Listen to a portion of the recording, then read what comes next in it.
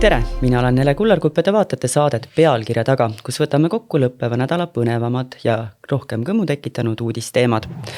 Pärast kohalikke valimisi, kus Isamaa on hoopis arvestatava häältesaagi, on erakond sattunud nii mõnessegi konflikti.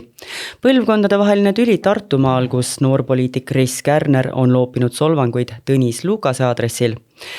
Palju kajastatud koalitsioonikõnelused pealinnas ning erakonnale osaks saanud kahtlustus 330 000 euro ulatuses keelatud annetuste saamises.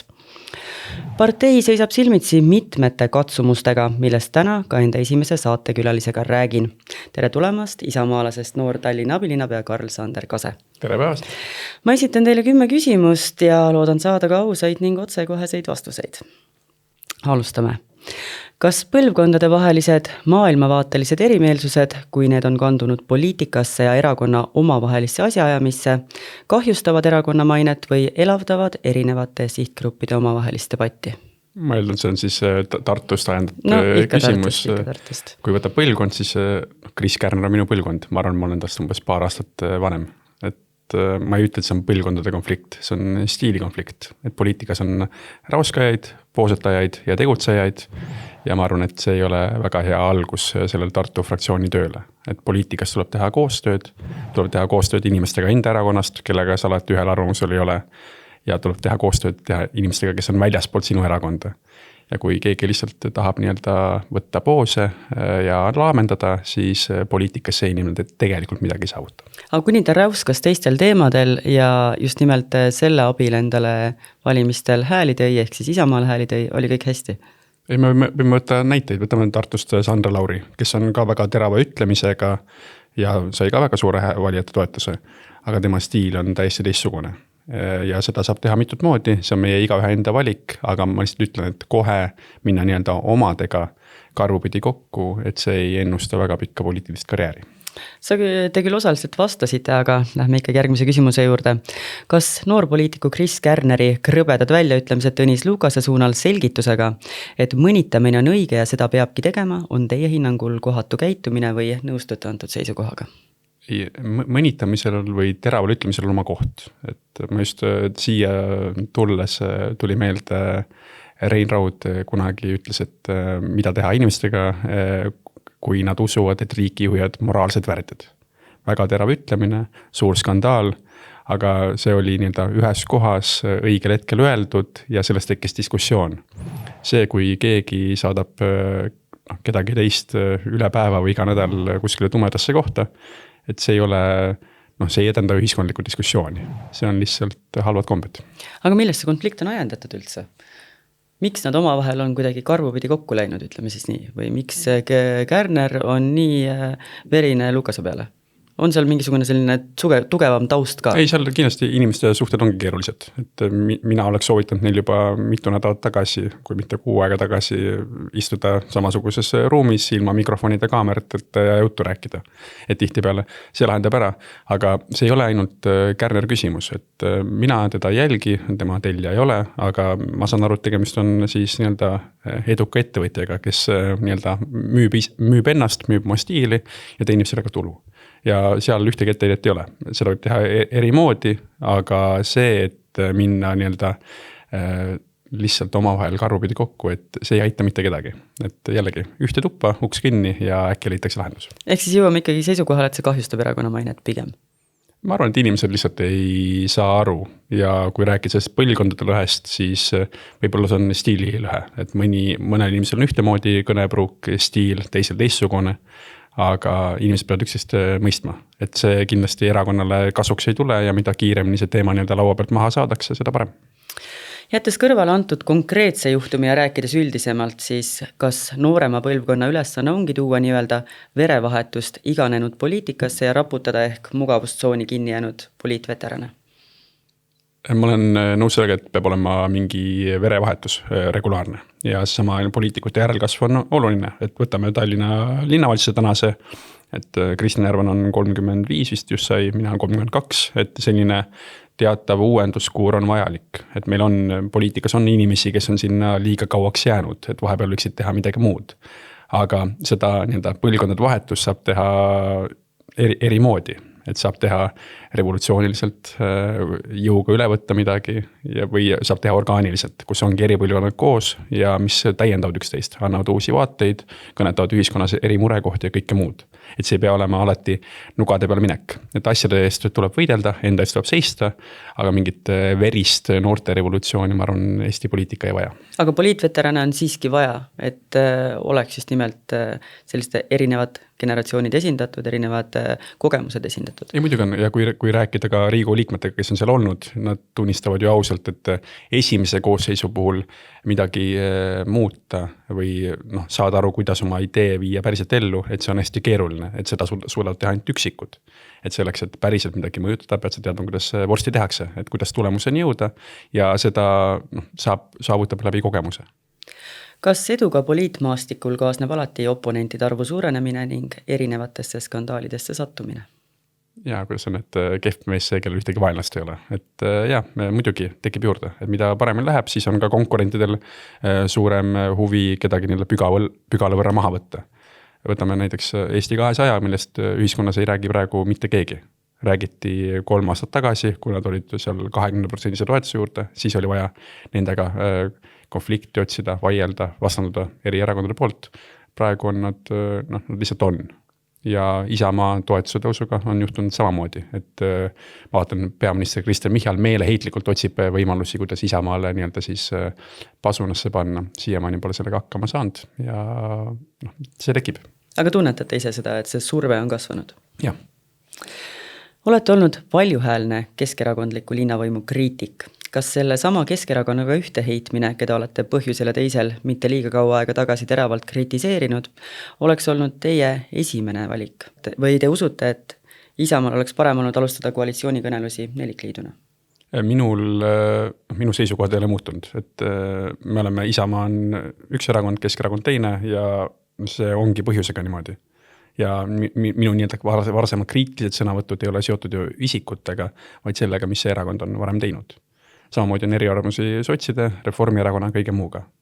Kas juhatus arutas kas nelikliitu või kaksikliitu ja see otsus, et minna kõnelustele nende kaksikliidu moodustamiseks, et see oli konsensuslik. Aga kas näete juba ette, et neid põrkumiskohti tuleb valitsemise jooksul kindlasti veel? Ei, kindlasti, igal pool tuleb. Lihtsalt küsimus on see, et tunnetus, et kus kohas oleks neid tekkinud rohkem. Et kui me räägime munitsipaalkapitalismi vohamisest on ju näiteks, et ja linna sekkumisest ettevõtlusesse, siis sotsiaaldemokraadid on sama vasakpoolsed kui on Keskerakond. Et seal oleks see vaidlus tekkinud erinevate toetuste, teenuste, kõige muu osas. Et need koalitsioonid ongi rasked, et seal ei ole kunagi lihtsalt lahendusi, neid vaidlusi ja konflikte tekib, aga küll on tõenäolisem see, et 2 osapoolega koalitsioonis on neid vähem, kui on 4 osapoolega. Kas Isamaale esitatud kahtlustus keelatud annetuste vastuvõtmise osas teeb teid murelikuks? Ma lugesin seda kahtlustust ja tegelikult väga keeruline on aru saada, et mida siis täpselt ette heidetakse. Peasekretär, erakonna esimees, ka eelmine peasekretär, erakonna esimees on öelnud, et Isamaa nii-öelda majapidamine on korras, meie rahasjad on korras. Minule teadaolevalt, ma täna juhatuse liige, on see niimoodi ja nüüd siis ma arvan, et prokuratuur peab palju paremini selgitama seda, mida me siis valesti oleme teinud. Sest sarnaseid kaasusi, vaidlusi, arutelusid on olnud mitmeid ja jällegi seal kahtluse tekstis on kirjas, et inimesed panustasid ise enda raha selleks, et siis nii-öelda edendada enda nagu nii-öelda siis võimalusi ja ise võtsid selle annetuse vastu ka. Et üks inimene on 3 rollis korraga ja mis selles siis valesti on. Tegemist ei olnud varjatud rahaga, kahtlase rahaga, kellegi teise vahenditega. Et see on täiesti arusaamatu. Kas uurimise algatamine on parempoolsete kättemaks Isamaale neile ebasoodsate otsuste tegemiste eest? Ma saan aru sellest, kui keegi üritab otsida nagu põhjust, et miks see praegu tuli. Tegemist on juhtumiga, mis on aastast 2020 kuni 2024, et see on ammu, 2+ aastat tagasi, et miks just nüüd. Et inimesed ikka üritavad seda seletada. Aga kas seal taga ei peitu alati seletusi? Kas need on loogilised järeldused? Mina üldiselt elus üritan elada niimoodi, et ma ei näe igal pool tonti ja kummitust. Nii et arvate, et ei tasu seda asja seostada praegu? Mina isiklikult ei seosta. Kas nõustute Isamaa esimehe Urmas Reinsalu öelduga, et prokuratuuri sammud on selektiivsed? see oli toodud siis näitena, kui sinna kõrval panna see Salki kaasus. Aga mis ongi huvitav on ju see, et Salki puhul ja ka mina toona juhtisin selle tähelepanu, me räägime sellest, et kui Isamaa leitakse ette, et inimesed panid enda raha ja tegid sellega midagi, siis Salki puhul me teame, et see nii-öelda teenus ja tugi, mis pakuti teatud erakondadele, see ei olnud nende erakonda liikmete raha. See raha tuli mujalt, see tuli Villingutelt, teistelt mõjukatelt nii-öelda liberaalset frondi esindajatelt. Ja see on kaasus, kus on kellegi teise raha, on just kui varjatult läinud siis mõne erakonna huvides. Et need kaasused on nagu sarnased, aga täiesti erinevad selles kontekstis ja minu meelest see nii-öelda Salgi puhul vääriks selles mõttes palju põhjalikuma uurimist. Nii et teile tehakse liiga? Ma arvan, et Reinsalu ütles, et see on eksperiment. Kõik erakonnad juba möönud viimase nädala aja jooksul, et erakonna seadus vajaks muutmist. Riigikogus istub 2 vastavat eelnõud, mis on istunud seal juba kuude kaupa, ministrid ega Riigikogu liikmed poleks selle midagi teinud. Et jah, see süsteem vajab muutmist, täpsustamist ja minu meelest saavad sellest aru kõik erakonnad. Nüüd oleks lihtsalt aeg midagi teha ka. Räägime mõne sõnaga ka Tallinna võimukõnelustest. Isamaa linnapea kandidaat on viimaks siis avalikustatud, Peeter Raudsepp. Kas linnapea kandidaadi osas valitses erakonnas konsensus ja miks just selline valik? Ei, see on ju, sellised valikud ei teki kellegi nii-öelda peast või uitmõttena, et selle vajab nii-öelda juhatuse ja liikmete tuge ja valik sellepärast, et kui me võtame üldise Eesti majandusliku olukorra, see on ikkagi viimased 2-3 aastat on olnud olukord väga kehv. Ma arvan, meil on esimest korda Eestis on põlvkond, kes ei saa olla kindel, et nende elu on parem kui nende vanemate oma. See ongi see põlvkondade konflikt ja see nii-öelda rõhk majandusele, seal asjade korda saamisele. Tallinn on Eesti majanduskasvu veduriks, et ma arvan, see on väga õige ja loogiline valik. Kas kõnelused on möödunud üksmeeles või on teemasid ja valdkondi, kus seisukohad põrkuvad ning nurki tuleb tugevamalt lihvida, et käsikäes edasi minna? Ma arvan, et võib-olla inimestel on sellest nagu väljaspool vaadates keeruline aru saada, et sest alati koalitsioonis on justkui siis erakonnad moodustavad nii-öelda ühisrinde või toetavad üksteist. Aga erakonnad on erinevad, et ja seisukohad on väga erinevad, olgu see majanduspoliitika, keelepoliitika, hariduspoliitika. Aga kõneluste käigus me oleme nendes küsimustes jõudnud nii-öelda nagu kokkuleppele, et kuidas me saame ühiselt liikuda. See tähendab seda, et Isamaa ja Keskerakond on parimad sõbrad, aga see tähendab seda, et me proovime tuua stabiilse linna juhtimise 4 aastaks. Aga mille poolest või mille pärast te ise kõige rohkem muretsete? Mis võib see teema olla, mis toob kõige rohkem selliseid takistusi teie koos valitsemisele? Ma arvan, et see mure on natuke abstraktsem, et ja seda ei ole mõtet siin nii-öelda detailidesse minna, sellepärast, et kõiki kõnelusi, niisama allkirju pannakse ju parimas usus, et kõik läheb nii, nagu on kokku lepitud. Ja sellest eeldusest lähtudes on ka lootus, et see koalitsioon peab vastu. Karl-Sander Kase, ma tänan teid nende vastuste eest, aga enne kui ma teid stuudiost ära lasen, ütleme siis nii, siis väike sissejuhatus ka meie tänava küsitlusele. Europarlament kutsub liikmesriike üles keelama sotsiaalmeedia alla 16-aastastele. Uurisime rahvalt Tallinna tänavatel, kas nende hinnangul on see väärt mõte, milline võiks olla vanusepiir, kus noored võiksid sotsiaalmeediasse sukelduda ning kas nutisõltuvuse käes vaevlevale Eestile oleks see üks võimalikke päästerõngaid. Karl, ma küsin ka teie käest, et mida te sellest arvate, et lapsevanemana, et mis võiks olla see vanusepiirang sotsiaalmeedia kasutamisele? Ma arvan, et küsimus ei ole piirangus, küsimus on pigem selles, et kui palju keegi seal on. Et minu laste puhul mõlemal on ajaline piirang, palju see olla võivad. Sellist lausalist käskukeeldu, see ei aita meil mitte kuskile. Inimesed ikka leiavad viisi, kuidas sealt mööda minna ja lõpuks me reguleerime asja, mida me ei suuda kontrollida. Aga on sotsiaalmeedias mingisugused sellised ohud, mille pärast sa muretsed, mis seal varitsevad, et millega teie lapsed võiksid kokku puutuda? See on nüüd laiem arutelu, et minu meelest on see küsimus on ju selles, et kui laps on seal sotsiaalmeedias, et hästi palju on näha seda, et vanemad ei ole huvi selle vastu, mis nad seal teevad. Ja see kõik algab sellest baassuhtlusest, et nii nagu kodus õhtul küsida, kuidas su päev läks, kas laps ütleb normaalselt või päriselt räägib, kuidas ta läks. Et samamoodi peaks olema sotsiaalmeedia puhul ka, et lihtsalt näidata üles huvi ja kui laps julgeb seda rääkida, küsid selle kohta, siis tegelikult on kõik hästi. Aga lähemegi nüüd pildiga Tallinna tänavatele ja vaatame, mida arvas rahvas.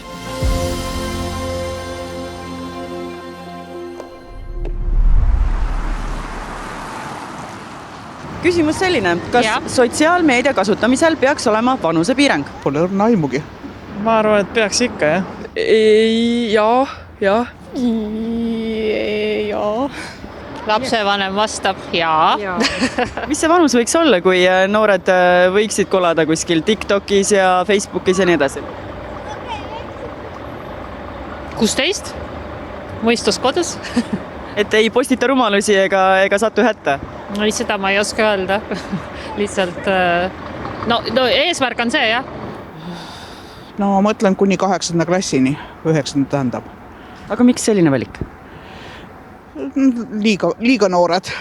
No ma arvan, et selline 12 on võib-olla õige vanus, millal saada sellised sotsiaalmeediakontod. 13. 16 äkki. Aga miks nii? Miks enne 16. eluaastat ei oleks soovituslik noortel sotsiaalmeedias kolada? Sest seal võib olla igasuguseid postitusi inimesi, mida nad nägema ei peaks võib-olla.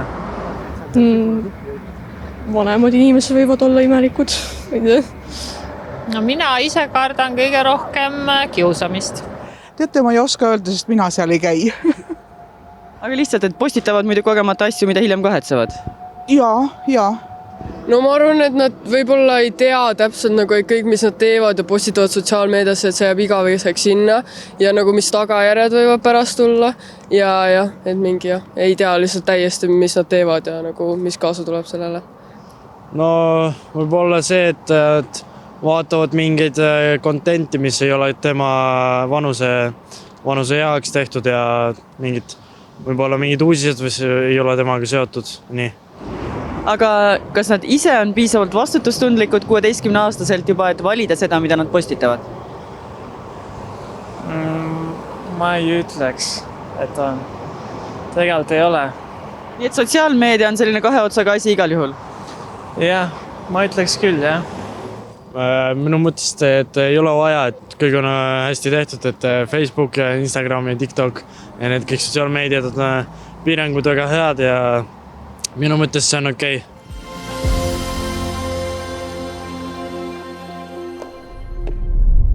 Ukraina delegatsioon on USA esindajatele andnud oma üldise nõusoleku rahulepingu tingimustele, mille alusel ollakse valmis Venemaaga konfliktil lahendama, teatasid mitmed meediakanalid teisipäeval.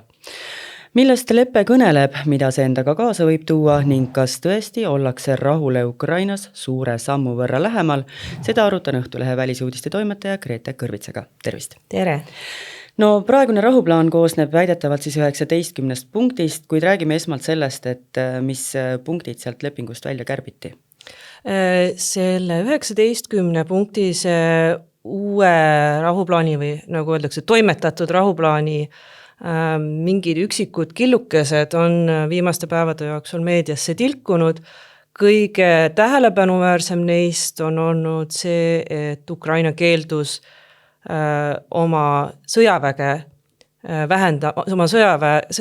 siis rahuajal vähendama nii palju, kui esialgne rahuplaan nõudis, mis oli, ütleme nii, et sellest võime hiljem ka edasi rääkida, et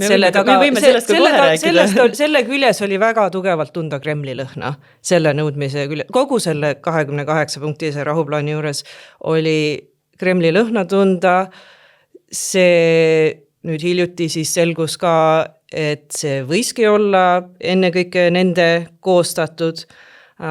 USA presidendi erisaadik olevat isegi andnud Kremlile nõu, kuidas president Trumpiga võiks suhelda, nii et ta selle rahuplaani suhtes natuke pehmem oleks.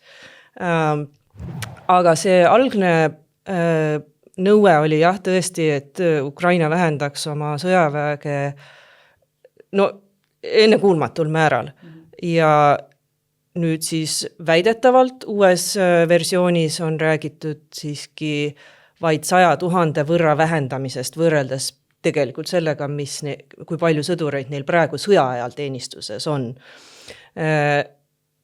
Iseasi nüüd kogu see rahuplaani mõte on tegelikult ju täiesti ebakindel, sest et kuigi on tulnud infot, et ukrainlased on nüüd siis sellega leppinud selle uue versiooniga, aga siin on ka nüüd see teine osapool, kes tõenäoliselt või vähemasti võib-olla ei pruugi sellest sugugi vaimustunud olla, ma räägin siis Kremlist.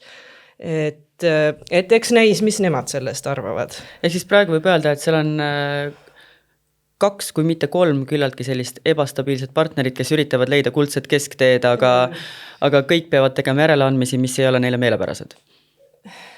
Jah, ilmselt küll, kuigi mul on kahtlane tunne, et ja see nüüd on puhtalt minu spekulatsioon, et Ukraina mudis teatud punkte selles rahuplaanis just nimelt nii, et see oleks Kremlile vastuvõetamatu. Ma ei üllatuks. Ja see nüüd on puhtalt minu jällegi spekulatsioon. Ma ei üllatuks, kui mõne aja pärast see rahuplaan unustatakse. Aga ma olen selle sõja, ma olen nende, ma ei tea, USA valimiste kohta ennegi teinud ennustusi ja paljud neist pole täitunud, nii et võib-olla ei maksa minu spekulatsiooni üleliia tõsiselt võtta, aga ma lihtsalt ütlen, et mind see ei üllata. Aga sinna sinu väitele siis kinnituseks näiteks üks punkt, mis taheti algsesse lepingusse panna, aga mis sealt välja võeti, oli see, et ikkagi sõjakurjategijad tuleb saata tribunali alla. Ja, see oli teine punkt, mis on meedias samuti läbi käinud, et Ukraina ikkagi nõuab, et sõjakuritegude toimepanejatele ei oleks täielikku amnestiat. No kindel on see, et Ukraina peab tegema samuti ebasoodsaid järeleandmisi, ehk siis lõpptulemas pole see, mida võiks nimetada Ukraina ja ka näiteks Eesti jaoks võiduks, et võib see Venemaa ambitsioone veelgi kasvatada, et see on ju alati see küsimus või murekoht, mis Ukraina sõja lõppu erinevatest võimalikest versioonidest rääkides on üles kerkinud. Jah, kindlasti võib. Et see on kindlasti väga suur murekoht ka meie jaoks, et see viimastel päevadel on internetis levinud väga hea meeme, mis minu meelest Ukraina ise alustas, et pole vahet, kas Ukraina võidab või Venemaa kaotab. Et jah, see see võit peab olema õiglane võit. Et kui ta on niimoodi, et Ukraina suveräänsust rikutakse, tema riigi terviklikkust, teda lammutatakse tükkideks, kas see on võit, ma ei ole kindel. Ma arvan, et õiglasest võidust sõja puhul rääkida on üleüldse keeruline, et nii palju kaotatud elusid ja kindlasti õiglusest nendele inimestele, aga kui sellega veel nagu kaasneb ka ikkagi see oma riigi tükeldamine, siis need kaotatud elud mitte millegi eest. Just see on nagu veelgi valusam. On öeldud, et mõned tundlikumad küsimused on veel arutlusel. Mis need olla võiksid? Ma pakun, et need puudutavadki territooriumi. Et need on need kohad, kust ei ole kumbki pool nõus järeleandmisi tegema? Ilmselt küll, jah, ja mitte ilmselt, vaid kindlasti mitte, et kuhu need piirid siis tuleks tõmmata ja eks see oleks ilmselt ka küsimus meie riigile, et kui need piirid tõmmataks selliselt, nagu need praegu maailmakaardil ei ole, et kas meie seda kas meie tunnustaksime seda, kas meie aktsepteeriks, kas maailma üldsus seda niimoodi aktsepteeriks. Aga kui siiski need 3 osapoolt omavahel kuidagi sellele kokkuleppele jõuavad ja need allkirjad sinna paberile jõuavad, siis kuidas sealt edasi? Mis saab edasi? Mul on esiteks, nagu ma juba enne ütlesin, mul on väga suur kahtlus, et kas need 3 allkirja sinna jõuavad, aga ütleme, et jõuavad. Ma võib-olla olen väga pessimistlik, aga minul on kahtlusi, et see Moskvat väga takistaks. Ukraina on avaldanud soovi Zelenski ja Trumpi kohtumiseks veel selle kuu jooksul, ehk siis käesoleval nädalal, meil on veel paar päeva jäänud. Kas on lootust, et asjad nüüd lumepallina veerevad ja näeme kiireid arenguid või on juba praegu selle kohtumise kui sellisega on takistusi? Minule teadaolevat hetkel USA president Donald Trump veedab tänupühasid, täna on ameeriklastel tänupüha, minule teadaolevat ta on Floridas kogu pika nädalavahetuse ja tal ei ole kavas mingeid kohtumisi või mingeid ametlikke üritusi, mis muidugi ei tähenda, et talle ei võiks sinna Floridasse keegi nagu külla minna. Aga minule hetkel teadaolevalt ei ole vist nüüd täna-homme midagi sellist plaanis. Sa oled Ukraina sõja arenguid, nagu sa ise juba mainisid siin siis käsitlenud Õhtulehe välisuudiste veergudel ja sa oled nende arengutega kursis olnud, kas praegu see rahuleppe jutt ja sellele siis lähedal või kaugel, see on selline suhteline mõiste, olemine on üks suuremaid samme, mis on selle sõja jooksul juhtunud? Ta on kindlasti märkimisväärne, ma ei oska öelda, kas ta on suurim. Seda arvati ka selle Alaska kohtumise kohta, millest lõpuks ei tulnud mitte midagi välja. Kremlil on ka selline muster, et kui miski hakkab nagu väga hapuks minema, kas siis lahinguväljal või majanduslikult, siis nad tahavad kangesti maha istuda, kohtuda, nad tahavad kindlasti rääkida Trumpiga, mitte Zelenskiga, aga Trumpiga, et nad tahavad, et jällegi natuke tundub see rahuplaani teema natuke ka sellisena, et saame kokku, räägime. Et kuskilt hakkas kärisema? Jah, ma arvan, et kärisebki. Aga mis sa arvad, mis on see surve, mida Vene inimesed panevad Putinile, mis on need ootused ja mida ukrainlased panevad Zelenskile praeguses olukorras? Et kindlasti neid mõlemaid survestatakse, et see olukord mingil viisil laheneks. Ma arvan, et Zelenski on väga teadlik sellest, et neid ootab ees väga karm talv. Tema inimesed, tema rahvas on külmas, elektrita, Venemaa teeb vähemalt hetkel kõik endast oleneva, et see nii oleks. Surve Putinile on kindlasti väga tagasihoidlik ja saab kohe põrmustatud, kui see vähegi ilmneb. Heaks näiteks olid need noored tänavamuusikud, kes linnatänavatel laulsid laulu, mida võis tõlgendada kui Kremli vastast, kohe armee solvamise eest trahvid, natukeseks ajaks vangi. Nüüd on nad väidetavalt riigist lahkunud, aga ma hetkel ei tea kuhu. Aga lõpetuseks, mis sa arvad, mis saavad olema need järgmised sellised suuremad sammud, mida me siin lähinädalatel näeme? Nagu ma ütlesin, et ma ei julge üleliia spekuleerida, sest ma olen varemgi eksinud. Vaatame, mis selle rahuplaaniga saab kõigepealt ja vaatame, mis saab erisaadik Witkoffiga, sest et täna, kui ma natuke uudiseid jõudsin lugeda enne, siis ka Trumpi parteikaaslased, päris paljud neist on väga rahulolematud tema suhtes ja et vabariiklaste parteid kuidagi niimoodi seostada Moskvaga või et see ei ole, ütleme nii, et see ei ole see ei ole Ronald Reagani vabariiklaste partei. Ja ma arvan, et see rahulolematus selle erakonna sees on kindlasti see, kui me juba näeme neid virvendusi nagu meedias, siis see tähendab seda, et seal sees see tõenäoliselt keeb väga korralikult. Mis sa arvad, kuidas need jõujooned jooksevad? Kumb kummale üritab meelerel olla, kas Trump Putinile või Putin Trumpile? Mõlemale. Aga Putinil on praegu rahaliselt ilmselt rohkem pigistab. Grete, ma tänan sind selle kommentaari eest. Ja ma tänan ka teid, head vaatajad, selliseks meie seekordne saade kujunes. Tuletan meelde, et saade pealkirja taga on järelvaadatav Õhtulehe YouTube'i kanalist ning ka Spotify's. Kohtume teiega taas juba järgmisel reedel ikka Õhtulehes.